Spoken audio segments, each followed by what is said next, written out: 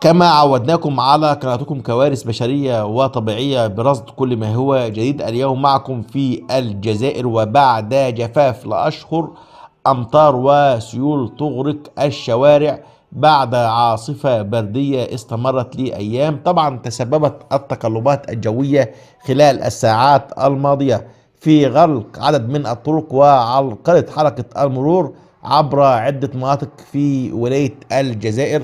طبعا أفادت بيانات الحماية المدنية بأن الأمطار الغزيرة أدت إلى انقطاع في العديد من الطرق وكذلك جرف السيارات والحجارة في كثير من الشوارع.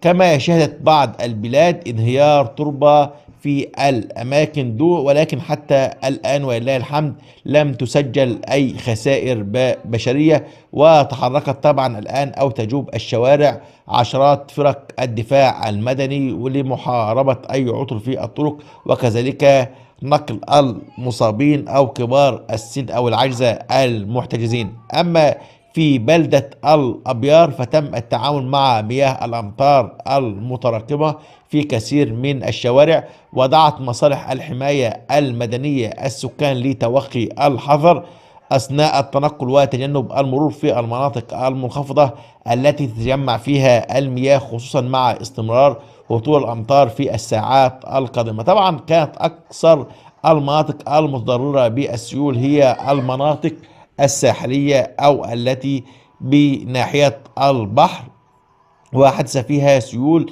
فيضانية شديدة جدا بعد هطول الأمطار الغزيرة وسيول جارفة أدت أيضا إلى ارتفاع منسوب المياه.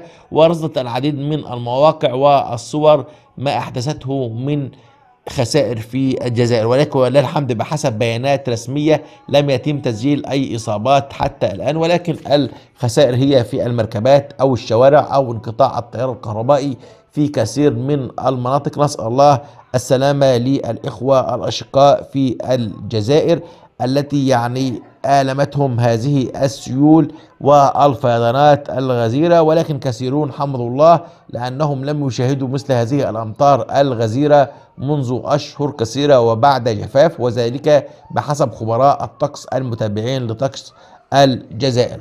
كثير من الصفحات الآن نشرت هذه الفيديوهات والمقاطع والتقارير، وبإذن الله أحبابي سوف نعدكم بنشر ونتابع معكم كل ما هو جيد ومتنوع.